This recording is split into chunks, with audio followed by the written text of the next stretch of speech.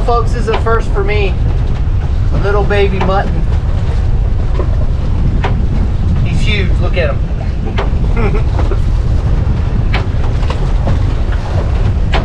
But Chad and I decided to come out. We're just off of Egmont.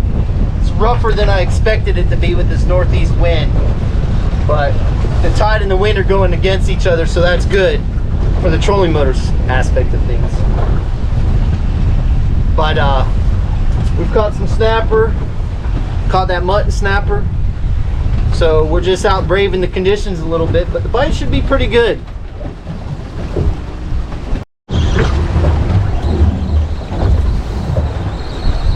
It felt better there for a second. It's a good snapper.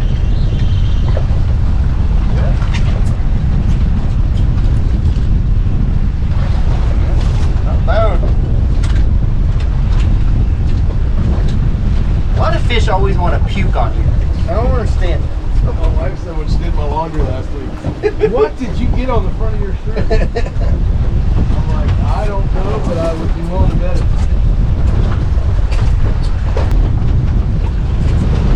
Ew. Looks like a sea rock.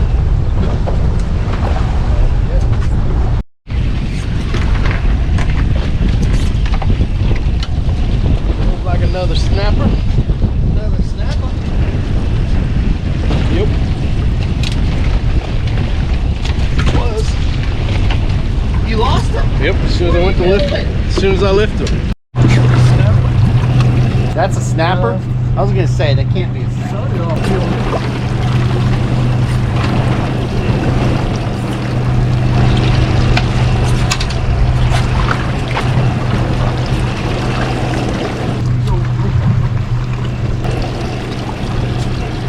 That's a keeper.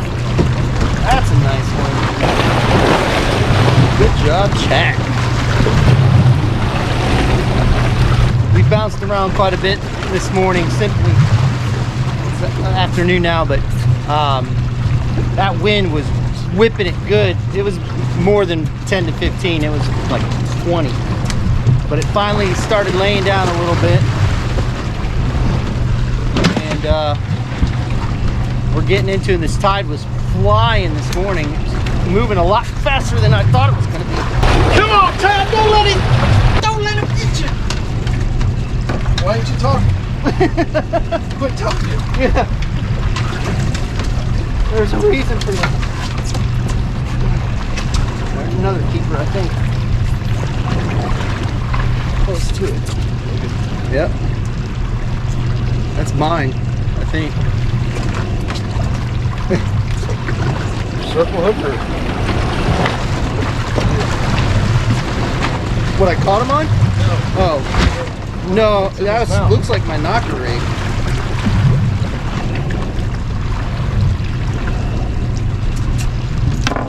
Tell Mama get the grease fired up. No, I don't think that's gonna make it. But anyway, this tide is starting to slow down just a little bit. Right now we're in the major feeding time. Hey, how could you not? That's what you get for talking. That's what I get for talking. Don't talk, just catch.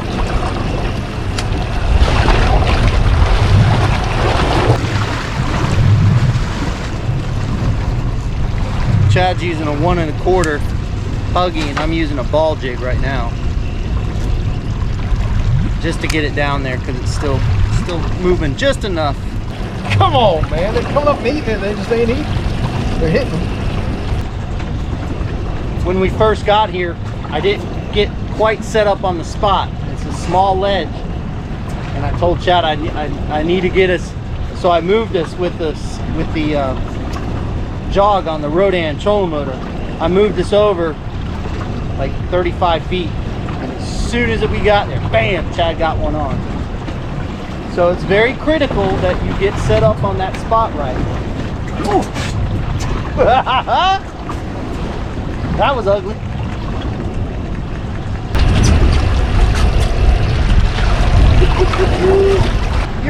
Somebody might want to hang on to it. When this one gets hit, it's gonna be ugly. Getting nervous. Getting nervous. Somebody's looking at him.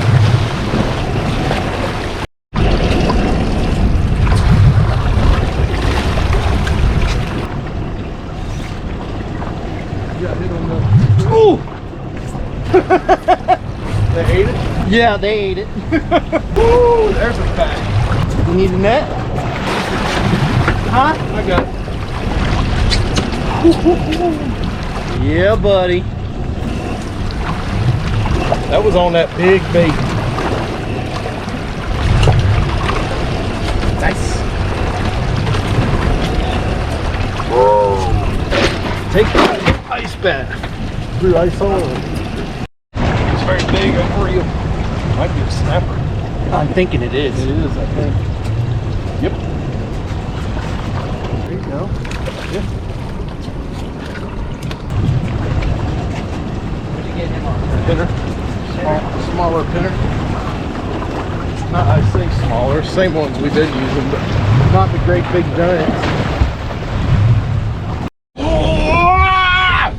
Why you turn that camera on? I fought that thing for how long, and then you turn the camera on. I fought it for like 5 seconds. I know, but I can only hold my breath so long.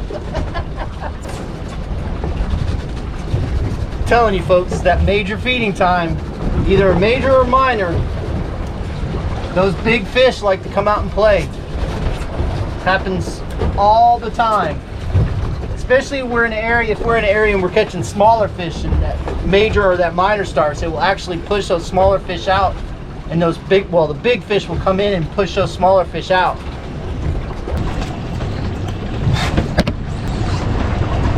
White bait? Yep. Oh!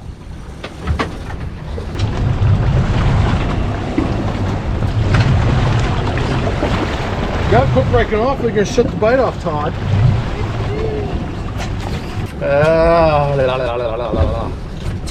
That's the only bad thing about using 20, but I guarantee if we bumped it up to 40, we wouldn't get bit.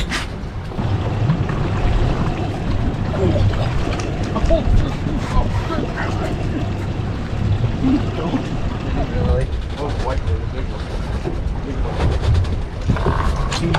Look at the snot right out of that one. Well, as you can see, folks, we had a great day on the water. We caught a couple keeper gag groupers, caught some snapper, lost a lot of big fish during that major feeding time. And I want to go ahead and get into the log for this day, as again, the major feeding time, when it clicked on, it was on. And so let's go ahead and go through the logbook for this trip.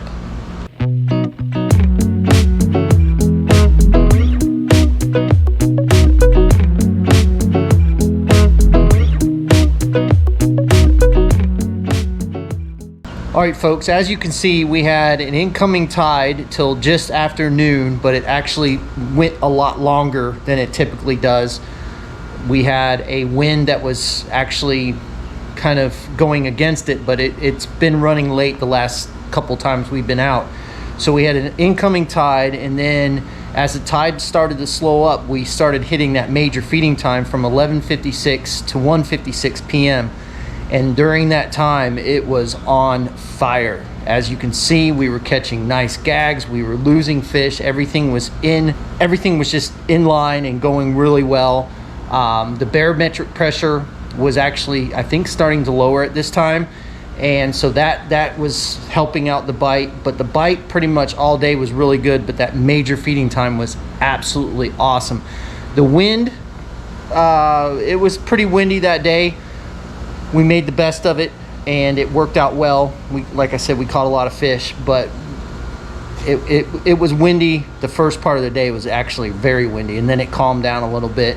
So we had windy conditions, but like I said, that end of the incoming tide and the slooner period, that major feeding time was dead on. It just happened perfectly. So again, if you guys don't pay attention to the slooners, please do, because it does make a lot of sense, and we catch a lot of fish more times. Now I've done, I think, 7 or 8 videos with the logbook, and all of them except for one of them, the major feeding time went off, or the major or minor went off. So pay attention to those. That's this logbook for this video. Well, folks, as I take the boat over to meet Sunray Marine to have them pick it up and take it to the safe place, I just want to say, first of all, thank you to them for doing that. They didn't have to do that, but I was fortunate that I have a very good relationship with Sunray Marine. They take very good care of us, and we appreciate them coming over and picking up the boat from Maximo Marine. There's a lot of people pulling their boats out, so I just want to say thank you to that. As we prepare for this storm, you probably see the part of the video where I got kind of emotional because, you know, my business is on the water. It's right there on the Little Manatee River. I've been there for 7 years, and we've kind of skirted around some storms, but we haven't had one come in like this, and it's making me a little nervous. And I'm just hoping that I'm hoping that it wouldn't even hit Florida or hit anywhere for that matter, but it is, and it's coming, and it's just, it is what it is. But I'm hoping that our warehouse makes it through. But if it comes up and the eye of the storm goes a little bit north of, like, just when I'm saying north, I'm talking about like portions of the eye going over St. Pete, it's going to put so much water into the bay. And they're talking about now that it's slowing up. It's Tuesday at 2:30. They're talking about it slowing up and then dumping a ton of rain. So I'm just hoping that everybody stays safe and everybody makes it through it okay. I just don't know what's going to happen to the warehouse. 7 years and one storm could take everything. So we got everything out that was important, and fingers crossed that everybody makes it through okay, nobody gets hurt. So we just want to say thank you for watching our videos. We really appreciate it. It's going to be a tough time for the next couple of weeks at getting through this storm and seeing what happens, and so we've appreciated all the support. We've got a lot of things going on after we get through this storm. I know we'll get through it.